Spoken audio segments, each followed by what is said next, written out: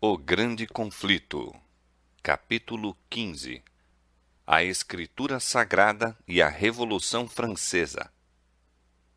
No século XVI, a Reforma, apresentando ao povo uma Bíblia aberta, procurava admissão em todos os países da Europa. Algumas nações receberam-na com alegria como um mensageiro do céu. Em outras terras, o papado conseguiu em grande parte impedir-lhe a entrada. E a luz do conhecimento da Escritura Sagrada, com sua enobrecedora influência, foi quase totalmente excluída. Em um país, posto que a luz encontrasse entrada, não foi compreendida por causa das muitas trevas. Durante séculos, a verdade e o erro lutaram pelo predomínio. Finalmente, o mal triunfou e a verdade divina foi rejeitada. Esta é a condenação, que a luz veio ao mundo e os homens amaram mais as trevas do que a luz. São João 3,19. Permitiu-se que a nação colhesse os resultados da conduta que adotara. A restrição do Espírito de Deus foi removida de um povo que tinha desprezado o dom de sua graça. Consentiu-se que o mal chegasse a sazonar, e todo o mundo viu os frutos da rejeição voluntária da luz. Esta guerra contra a Escritura Sagrada, prosseguida durante tantos séculos na França, culminou nas cenas da Revolução. Aquela terrível carnificina foi apenas o resultado legítimo da supressão da Escritura por parte de Roma. Apresentou ao mundo o mais flagrante exemplo da operação dos princípios papais, exemplo dos resultados a que por mais de 1000 anos tendia o ensino da Igreja de Roma. A supressão das Escrituras durante o período da supremacia papal foi predita pelos profetas, e o revelador, o apóstolo João, indica também os terríveis resultados que deveriam sobrevir especialmente à França pelo domínio do homem do pecado. Disse o anjo do Senhor: pisarão a cidade santa por 42 meses. E darei poder às minhas 2 testemunhas, e profetizarão por 1260 dias vestidas de saco. E quando acabarem o seu testemunho, a besta que sobe do abismo lhes fará guerra, e os vencerá, e os matará. E jazerão seus corpos mortos na praça da grande cidade que espiritualmente se chama Sodoma e Egito, onde o seu Senhor também foi crucificado. E os que habitam na terra se regozijarão sobre eles, e se alegrarão, e mandarão presentes uns aos outros, porquanto estes 2 profetas tinham atormentado os que habitam sobre a terra. E depois daqueles 3 dias e meio, o Espírito de vida vindo de Deus entrou neles. E puseram-se sobre seus pés, e caiu grande temor sobre os que os viram. Apocalipse capítulo 11, versos 2 a 11. Os períodos aqui mencionados, 42 meses e 1260 dias, são o mesmo, representando igualmente o tempo em que a Igreja de Cristo deveria sofrer opressão de Roma. Os 1260 anos da supremacia papal começaram em 538 de nossa era e terminariam, portanto, em 1798. Nessa ocasião, um exército francês entrou em Roma e tomou prisioneiro o Papa, que morreu no exílio. Posto que logo depois fosse eleito o novo Papa, a hierarquia papal nunca pôde, desde então, exercer o poder que antes possuíra. A perseguição da Igreja não continuou durante o período todo dos 1260 anos. Deus, em misericórdia para com seu povo, abreviou o tempo de sua dolorosa prova. Predizendo a grande tribulação a sobrevir à Igreja, disse o Salvador: se aqueles dias não fossem abreviados, nenhuma carne se salvaria. Mas por causa dos escolhidos, serão abreviados aqueles dias.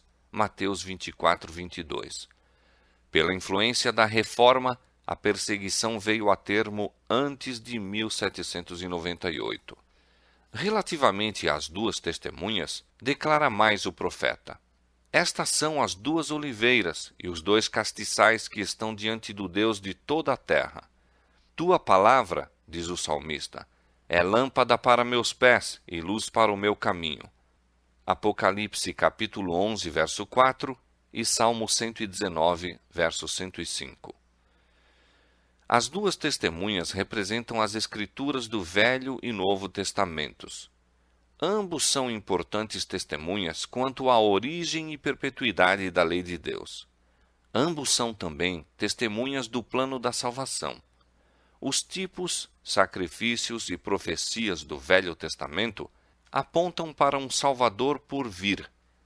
Os evangelhos e as epístolas do Novo Testamento falam acerca de um Salvador que veio exatamente da maneira predita pelos tipos e profecias. Profetizarão por 1260 dias, vestidas de saco. Durante a maior parte deste período, as testemunhas de Deus permaneceram em estado de obscuridade. O poder papal procurava ocultar do povo a palavra da verdade e colocar diante dele testemunhas falsas para contradizerem o testemunho daquela. Quando a Bíblia foi proscrita pela autoridade religiosa e secular, quando seu testemunho foi pervertido, fazendo homens e demônios todos os esforços para descobrir como desviar da mesma o espírito do povo, quando os que ousavam proclamar suas sagradas verdades eram acossados, traídos, torturados, sepultados nas celas das masmorras, martirizados por sua fé ou obrigados a fugir para a fortaleza das montanhas e para as covas e cavernas da terra, então profetizavam as fiéis testemunhas vestidas de saco. Contudo, continuaram com seu testemunho por todo o período de 1260 anos. Nos mais obscuros tempos, houve fiéis que amavam a palavra de Deus e eram ciosos de sua honra. A esses fiéis servos foram dados sabedoria, autoridade e poder para anunciar sua verdade durante aquele tempo todo. Se alguém lhes quiser fazer mal, fogo sairá da sua boca e devorará os seus inimigos. E se alguém lhes quiser fazer mal, importa que assim seja morto. Os homens não poderão impunemente conculcar a palavra de Deus. O sentido desta terrível declaração é apresentado no capítulo final do Apocalipse.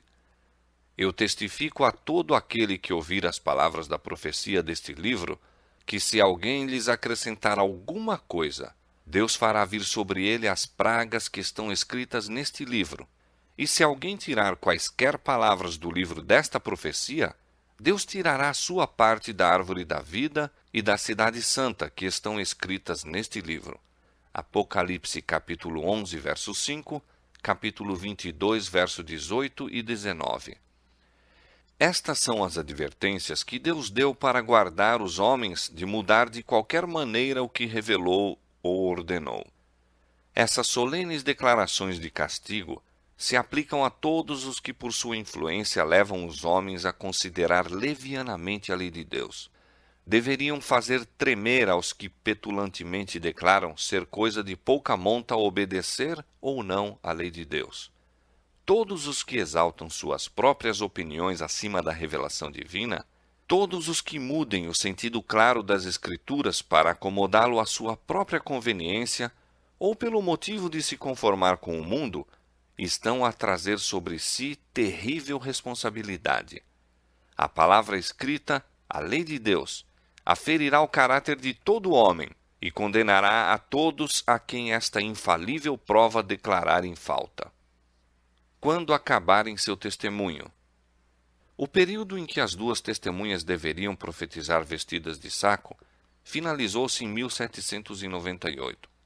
Aproximando-se elas do termo de sua obra em obscuridade, deveria fazer guerra contra elas o poder representado pela besta que sobe do abismo. Em muitas das nações da Europa, os poderes que governaram na Igreja e no Estado foram durante séculos dirigidos por Satanás por intermédio do papado.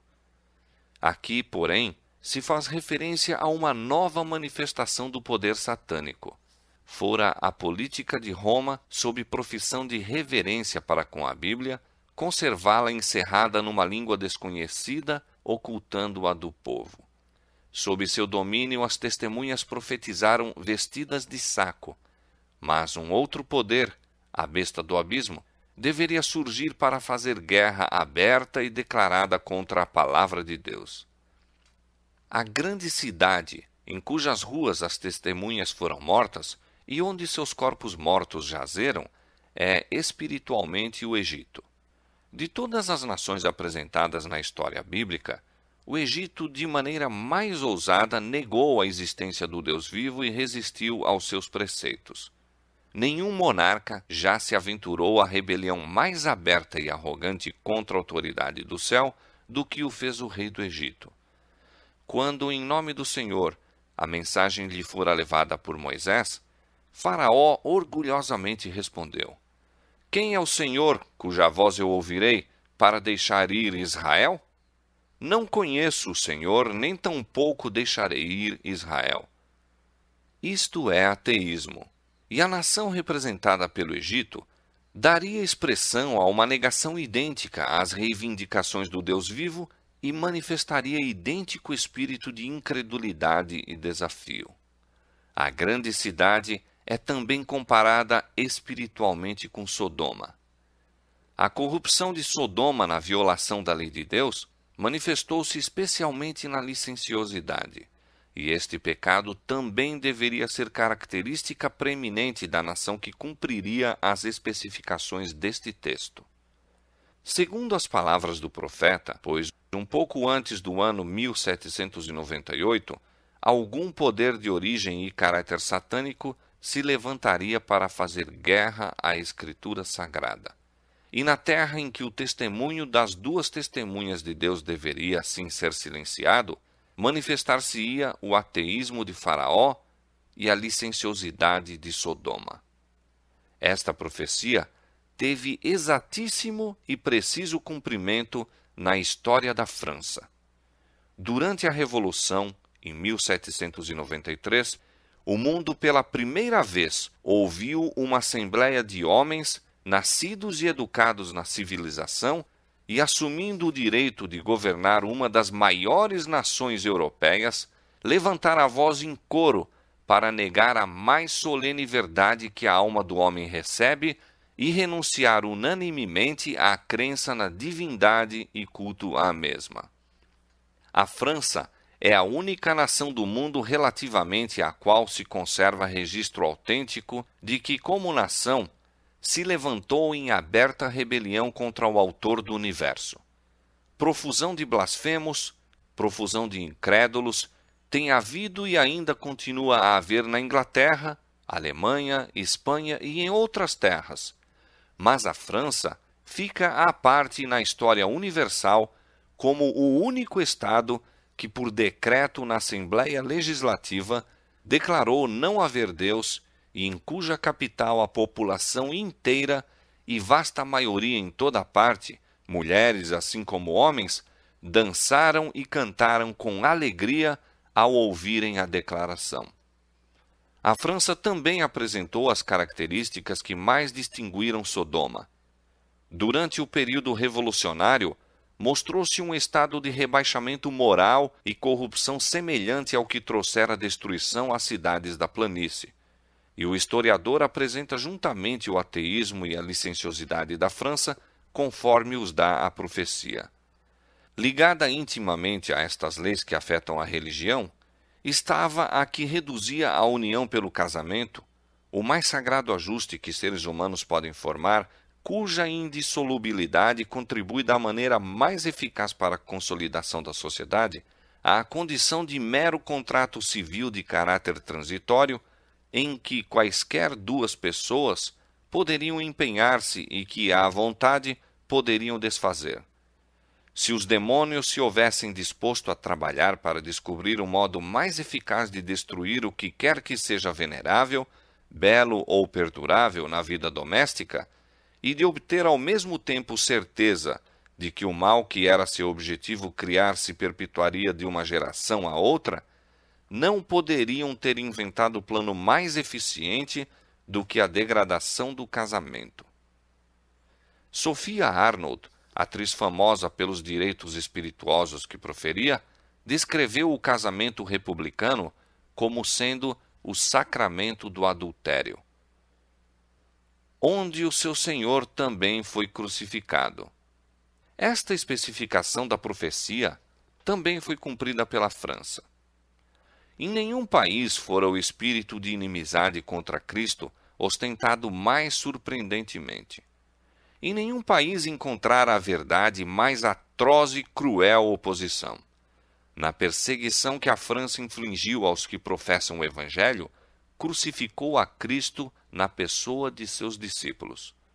Século após século, o sangue dos santos fora derramado. Enquanto os valdenses, pela palavra de Deus e pelo testemunho de Jesus Cristo, dispunham a vida nas montanhas do Piemonte, idêntico testemunho da verdade era dado por seus irmãos, os albigenses, na França. Nos dias da Reforma, seus discípulos foram mortos com horríveis torturas. Reis e nobres, senhoras de alto nascimento e delicadas moças, o orgulho e a nobreza da nação, haviam recreado os olhos com as agonias dos mártires de Jesus. Os bravos huguenotes, batendo-se pelos direitos que o coração humano preza como os mais sagrados, tinham derramado seu sangue em muitos campos de rudes combates. Os protestantes eram tidos na conta de proscritos, punha-se a preço a sua cabeça e eram acossados como animais selvagens. A igreja no deserto, os poucos descendentes dos antigos cristãos que ainda penavam na França no século XVIII, ocultando-se nas montanhas do sul, acariciavam ainda a fé de seus pais. Aventurando-se a reunir-se à noite ao lado das montanhas ou dos pantanais solitários, eram caçados por cavalarianos e arrastados para a escravidão nas galeras por toda a vida. Os mais puros, cultos e inteligentes dos franceses foram acorrentados em horríveis torturas entre ladrões e assassinos. Outros, tratados com mais misericórdia, eram fuzilados a sangue frio, caindo inermes e desamparados de joelhos em oração. Centenas de homens idosos, indefesas mulheres e inocentes crianças eram deixados mortos sobre a terra em seu lugar de reunião. Atravessando-se a encosta das montanhas ou a floresta, onde estavam acostumados a reunir-se, não era raro encontrar-se a cada passo corpos mortos, pontilhando a relva e cadáveres a balouçar suspensos das árvores. Seu território, devastado pela espada, pelo machado, pela fogueira, converteu-se em vasto e triste deserto. Estas atrocidades não eram ordenadas em qualquer época obscura, mas na era brilhante de Luís XIV. Cultivavam-se então as ciências, as letras floresciam, os teólogos da corte e da capital eram homens doutos e eloquentes, aparentando perfeitamente as graças da humildade e caridade. O mais negro, porém, do negro catálogo de crimes, a mais terrível entre as ações diabólicas de todos os hediondos séculos, foi o massacre de São Bartolomeu. O mundo ainda recorda com estremecimento de horror as cenas daquele assalto covardíssimo e cruel. O rei da França, com quem sacerdotes e prelados romanos insistiram, sancionou a hedionda obra. Um sino, badalando à noite dobres fúnebres, foi o sinal para o morticínio. Milhares de protestantes que dormiam tranquilamente em suas casas, confiando na honra empenhada de seu rei, eram arrastados para fora sem aviso prévio e assassinados a sangue frio. Como Cristo fora o chefe invisível de seu povo ao ser tirado do cativeiro egípcio, assim foi Satanás o chefe invisível de seus súditos na horrível obra de multiplicar os mártires. Durante 7 dias perdurou o massacre em Paris, sendo os primeiros 3 com inconcebível fúria. E não se limitou unicamente à cidade, mas por ordem especial do rei, estendeu-se a todas as províncias e cidades onde se encontravam protestantes. Não se respeitava nem idade, nem sexo. Não se poupava nem a inocente criancinha, nem o homem de cabelos brancos. Nobres e camponeses, velhos e jovens, mães e filhos, eram juntamente abatidos. Por toda a França, a carnificina durou 2 meses. Pereceram 70.000 da legítima flor da nação. Quando as notícias do massacre chegaram a Roma, a exultação entre o clero não teve limites. O cardeal de Lorena recompensou o mensageiro com 1.000 coroas. O canhão de Santo Ângelo reboou em alegre salva. Os sinos tangeram em todos os campanários. Fogueiras festivas tornaram a noite em dia. E Gregório XIII, acompanhado dos cardeais e outros dignitários eclesiásticos, foi em longa procissão à igreja de São Luís, onde o cardeal de Lorena cantou o Te Deum. Uma medalha foi cunhada para comemorar o massacre e no Vaticano ainda se podem ver 3 frescos de Vasari descrevendo o ataque ao almirante, o rei em conselho urdindo a matança e o próprio morticínio. Gregório enviou a Carlos a Rosa de Ouro e 4 meses depois da carnificina ouviu complacentemente ao sermão de um padre francês que falou daquele dia tão cheio de felicidade e regozijo em que o Santíssimo Padre recebeu a notícia e foi em aparato solene dar graças a Deus e a São Luís. O mesmo espírito sobrenatural que instigou o massacre de São Bartolomeu dirigiu também as cenas da Revolução. Foi declarado ser Jesus Cristo um impostor e o grito de mofa dos incrédulos franceses era: "Esmagai o miserável", querendo dizer Cristo. Blasfêmia que desafiava o céu e abominável impiedade iam de mãos dadas, e os mais vis dentre os homens, os mais execráveis monstros de crueldade e vício, eram elevados aos mais altos postos. Em tudo isto, prestava-se suprema homenagem a Satanás, enquanto Cristo, em seus característicos de verdade, pureza e amor abnegado, era crucificado. A besta que sobe do abismo lhes fará guerra, e os vencerá e os matará. O poder ateísta que governou na França durante a Revolução e reinado do terror desencadeou contra Deus e sua santa palavra uma guerra como jamais o testemunhara o mundo. O culto à divindade fora abolido pela Assembleia Nacional. Bíblias eram recolhidas e publicamente queimadas com toda a manifestação de escárnio possível. A lei de Deus era calcada a pés, as instituições das Escrituras Sagradas abolidas. O dia de repouso semanal foi posto de lado, e em seu lugar cada 10º dia era dedicado à orgia e blasfêmia. O batismo e a comunhão foram proibidos, e anúncios afixados visivelmente nos cemitérios declaravam ser a morte um sono eterno. Disseram estar o temor de Deus tão longe do princípio da sabedoria que era o princípio da loucura. Todo culto religioso foi proibido, exceto o da liberdade e do país. O bispo constitucional de Paris foi obrigado a desempenhar a parte principal na farsa mais impudente e escandalosa que já se levou à cena em face de uma representação nacional. Em plena procissão, foi ele empurrado a fim de declarar à convenção que a religião por ele ensinada durante tantos anos era, em todo sentido, uma peça de artimanha padresca, destituída de fundamento tanto na história como na verdade sagrada. Negou em termos solenes e explícitos a existência da divindade a cujo culto fora consagrado, dedicando-se para o futuro à homenagem da liberdade, igualdade, virtude e moralidade. Depôs então sobre a mesa os paramentos episcopais, recebendo fraterno abraço do presidente da convenção. Vários padres apóstatas seguiram o exemplo deste prelado. e os que habitam na terra se regozijarão sobre eles, e se alegrarão, e mandarão presentes uns aos outros, porquanto estes 2 profetas tinham atormentado os que habitam sobre a terra.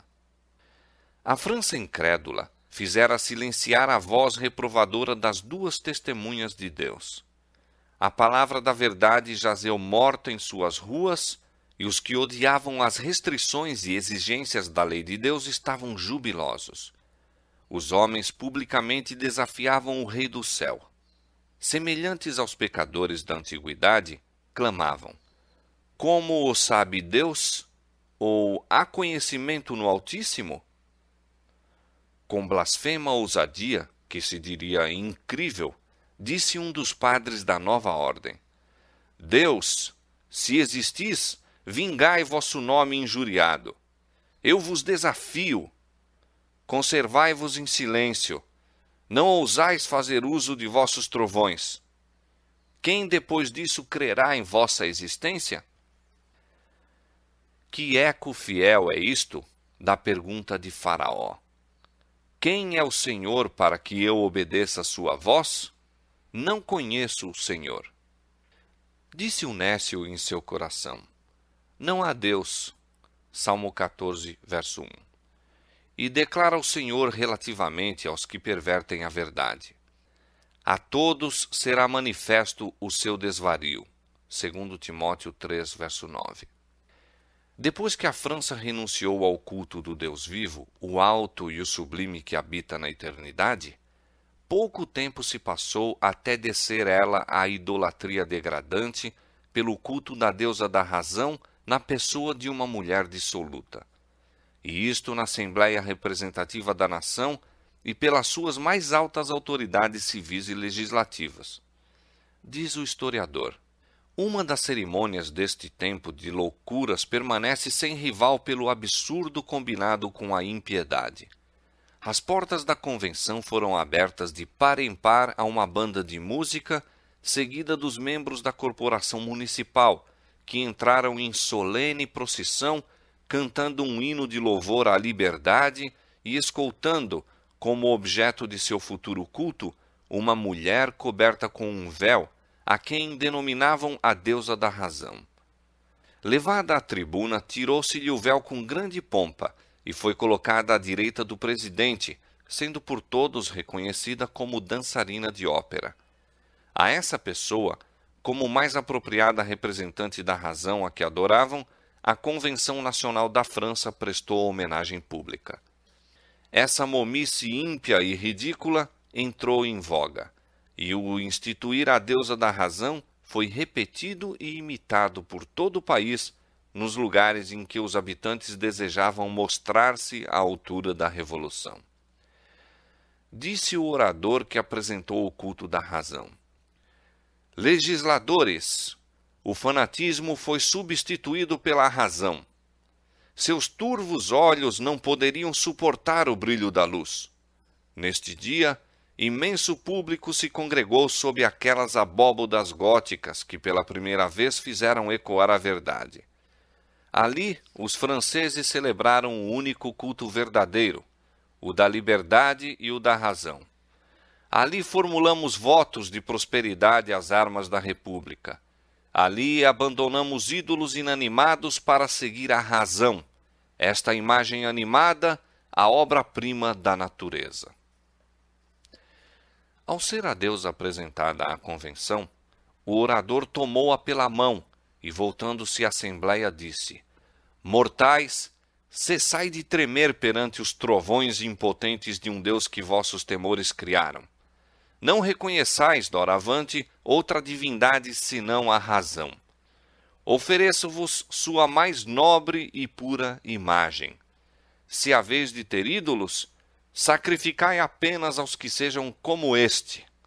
Caí perante o augusto senado da liberdade, ó véu da razão.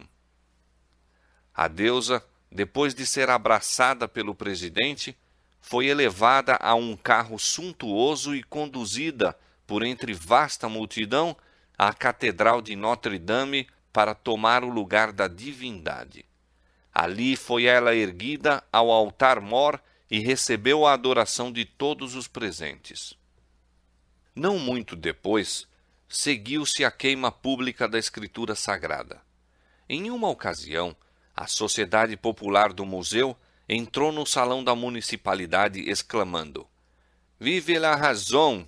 e carregando na extremidade de um mastro os restos meio queimados de vários livros, entre os quais breviários, missais e o Velho e o Novo Testamentos, livros que espiavam em grande fogo, disse o presidente, todas as loucuras que tinham feito a raça humana cometer. Foi o papado que começara a obra que o ateísmo estava a completar. A política de Roma produzira aquelas condições sociais, políticas e religiosas que estavam precipitando a França na ruína. Referindo-se aos horrores da Revolução, dizem escritores que esses excessos devem ser atribuídos ao trono e à Igreja. Com estrita justiça devem ser atribuídos à Igreja. O papado envenenara a mente dos reis contra a reforma como inimiga da coroa, elemento da discórdia que seria fatal à paz e harmonia da nação. Foi o gênio de Roma que, por este meio, inspirou a mais espantosa crueldade e mortificante opressão que procedeu do trono. O espírito de liberdade acompanhava a Bíblia. Onde quer que o Evangelho era recebido, despertava-se o povo. Começavam os homens a romper as algemas que os haviam conservado escravos da ignorância, vício e superstição. Começavam a pensar e agir como homens. Os monarcas, ao verem isto, temeram pelo seu despotismo. Roma não foi tardia em inflamar seus ciosos temores. Disse o Papa ao regente da França em 1525: "Esta mania, o protestantismo, não somente confundirá e destruirá a religião, mas todos os principados, nobreza, leis, ordens e classes juntamente." Poucos anos mais tarde, um núncio papal advertiu o rei: "Majestade, não vos enganeis. Os protestantes subverterão toda a ordem civil e religiosa. O trono está em tão grande perigo como o altar. A introdução de uma nova religião deve necessariamente introduzir novo governo." E os teólogos apelavam para os preconceitos do povo, declarando que a doutrina protestante instiga os homens à novidade e loucura, despoja o rei da dedicada afeição de seus súditos e devasta tanto a Igreja como o Estado. Assim, Roma conseguiu predispor a França contra a reforma. Foi para manter o trono, preservar os nobres e conservar as leis que pela primeira vez se desembainhou na França a espada da perseguição. Mal imaginavam os governantes do país os resultados daquela política fatal. O ensino da Escritura Sagrada teria implantado no espírito e no coração do povo os princípios de justiça, temperança, verdade, equidade e benevolência, que são a própria pedra basilar da prosperidade da nação. A justiça exalta as nações, donde com justiça se estabelece o trono. Provérbios 14:34 e 16:12. O efeito da justiça será paz, e a operação da justiça, repouso e segurança para sempre. Isaías 32:17. O que obedece à lei divina é o que melhor respeitará e obedecerá às leis de seu país. O que teme a Deus honrará ao rei no exercício de toda autoridade justa e legítima. Mas a desditosa França proibiu a Bíblia e condenou seus discípulos. Século após século, homens de princípios e integridade, homens de agudeza intelectual e força moral, que tinham coragem de confessar suas convicções e fé para sofrer pela verdade, sim, durante séculos esses homens labutaram como escravos nas galeras, pereceram na fogueira ou apodreceram nas celas das masmorras. Milhares e milhares encontraram segurança na fuga, e isto continuou por 250 anos depois do início da Reforma. Quase não houve geração de franceses, durante esse longo período, que não testemunhasse os discípulos do Evangelho fugindo diante da fúria insana do perseguidor, levando consigo a inteligência, as artes, a indústria, a ordem, as quais em regra grandemente se distinguiam para o enriquecimento das terras em que encontravam asilo. E à medida que enchiam outros países com esses valiosos dons, privavam deles o seu próprio país. Se tudo o que então foi repelido se houvesse conservado na França, se durante esses 300 anos a habilidade industrial dos exilados tivesse estado a cultivar seu solo, se durante esses 300 anos seu pendor artístico tivesse estado a aperfeiçoar suas indústrias, se durante esses 3 séculos seu gênio inventivo e poder analítico tivessem estado a enriquecer sua literatura e a cultivar sua ciência, se a sabedoria deles estivesse a guiar seus conselhos, a bravura a pelejar em suas batalhas e a equidade a formular suas leis, e estivesse a religião da Bíblia a fortalecer o intelecto e a governar a consciência de seu povo, que glória não circundaria hoje a França? Que país grandioso, próspero e feliz, modelo das nações, não teria ela sido? Mas o fanatismo cego e inexorável baniu de seu solo todo ensinador da virtude, todo campeão da ordem, todo defensor honesto do trono, dizendo aos homens que teriam dado ao país renome e glória na terra: escolhei o que quereis, a fogueira ou o exílio. Finalmente, a ruína do Estado foi completa. Não mais restavam consciências para serem proscritas. Não mais religião para arrastar-se à fogueira. Não mais patriotismo para ser desterrado. E a Revolução, com todos os seus horrores, foi o tremendo resultado. Com a fuga dos huguenotes, um declínio geral baixou sobre a França. Florescentes cidades manufatureiras caíram em decadência. Férteis distritos voltaram à sua natural rusticidade. Embotamento intelectual e decadência moral sucederam-se a um período de desusado progresso. Paris tornou-se um vasto asilo de mendicidade e calcula-se que, ao romper a Revolução, 200.000 pobres reclamavam caridade das mãos do rei. Somente os jesuítas floresciam na nação decadente e governavam com terrível tirania sobre escolas e igrejas, prisões e galés. O Evangelho teria proporcionado à França a solução dos problemas políticos e sociais que frustravam a habilidade de seu clero, seu rei e seus legisladores, e que finalmente mergulharam a nação na anarquia e ruína. Sob o domínio de Roma, porém, o povo tinha perdido as benditas lições do Salvador acerca do sacrifício e amor abnegado. Tinham sido afastados da prática da abnegação em favor dos outros. Os ricos não haviam recebido repreensão alguma por sua opressão aos pobres. Estes, nenhum auxílio pela sua servidão e degradação. O egoísmo dos abastados